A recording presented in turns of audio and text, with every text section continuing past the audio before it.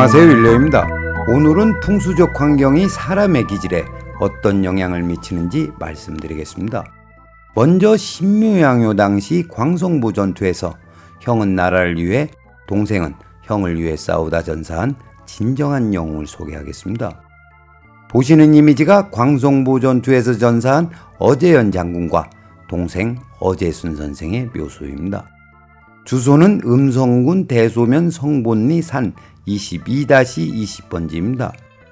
신무기를 장착한 1230명의 미 해병을 상대로 이름도 모르는 600여 명의 조선군이 싸웠고 결과는 몰살에 가까울 정도로 대패하였습니다. 그것이 바로 그 유명한 광성보 전투입니다.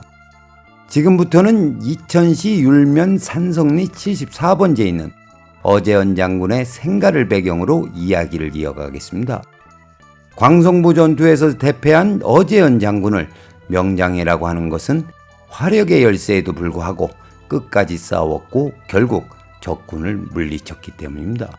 그 전투가 얼마나 치열했느냐면 창칼이 부러지면 돌을 던지거나 모래를 뿌려 저항했으며 그 누구도 항복하지 않았다고 합니다. 패배가 불보듯 뻔한 상황에서 단 한 명의 탈영병도 없었고 다친 병사는 스스로 자결하여 부상당한 포로가 없었다고 합니다.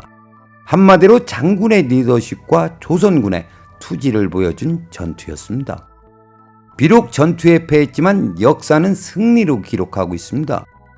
그리고 황현 선생의 매천야록에 의하면 장군은 칼을 빼들고 싸우다 칼이 부러지자 연환을 던져 저항했고 연환이 떨어지자 적들이 창으로 마구 찔렀으나 반걸음도 물러서지 않았다고 합니다. 장군이 죽자 적들은 장군의 머리를 베어갔다고 적고 있습니다. 그리고 조정에서는 충절을 높이사 장군에게는 병조판서를 추증하고 형을 따라 백의종군했던 동생 어제순 선생에는 이조참의에 추증하였다고 합니다. 광성보 전투에서 장군은 나라를 위해 죽었고 동생은 형을 위해 죽었습니다. 이제 본론으로 들어와 장군의 기질에 태어나고 자란 생가의 기운이 어떤 영향을 미쳤는지 말씀드리겠습니다. 장군의 기질을 미루어 짐작하면 패기와 지조가 있는 진정한 무장이었던 것 같습니다.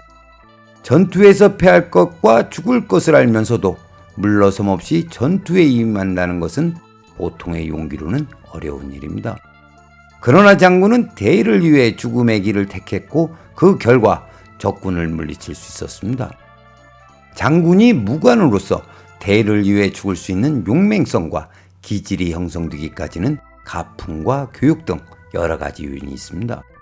그중 사람의 기질을 결정하는 데 있어 풍수적 환경은 매우 중요하다고 생각합니다.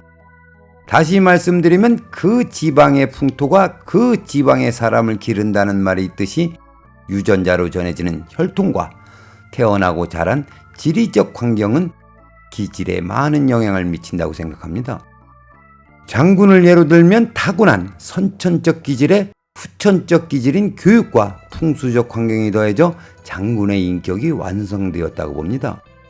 중요한 것은 장군은 양택명당에서 태어나고 자랐다는 사실입니다. 이 마을에서 유독 이 집에서만 걸출한 인물이 배출되었다는 것만 봐도 이해가 될 줄 압니다. 지도를 보시면 생기가 을좌 신양으로 내려와 양택진열을 생성하였습니다. 을좌라고 하는 것은 진방에 주산이 있다는 뜻인데 그것이 바로 팔성산입니다. 그래서 이 집으로 내려온 생기의 질은 진방의 팔성산에 의해 결정됩니다. 팔성산이 높고 가깝기도 하지만 천둥과 번개를 의미하는 진방에 위치하여 용맹한 무관을 연상할 수 있습니다. 또한 국세의 인기가 좌선으로 문관보다는 무관의 성향이 강합니다. 그리고 팔성산을 비롯한 주변 사격을 보면 부드러움보다는 강하다는 것을 알 수 있는데 특히 개미생인 장군의 본명궁은 곤방입니다. 양순우명에 따라 곤방에 작지만 힘있는 봉우리가 장군의 기질을 결정지었던 중요한 요인 중에 하나라고 판단합니다. 다음으로 이 자리가 왜 명당 자리인지를 말씀드리겠습니다. 건물을 손자건양으로 건축했지만 생기의 진행방향에 따라 을좌 신양을 풍수적 좌양으로 삼아야 합니다. 표시한 곳이 진열을 생성하고 남은 여기가 285도로 전진하다 멈춘 수기이며 일명 명당 숫자리입니다. 생가로 들어서는 입구인데 쌍축년 표시판이 세워진 부근입니다. 지금은 땅을 메워 눈으로 식별하기는 어렵지만 오래전 이곳은 큰 물웅덩이가 있었다고 동네 어르신이 말씀해 주셨습니다. 음택이든 양택이든 일명 명당수라고 하는 수기가 존재해야 합니다.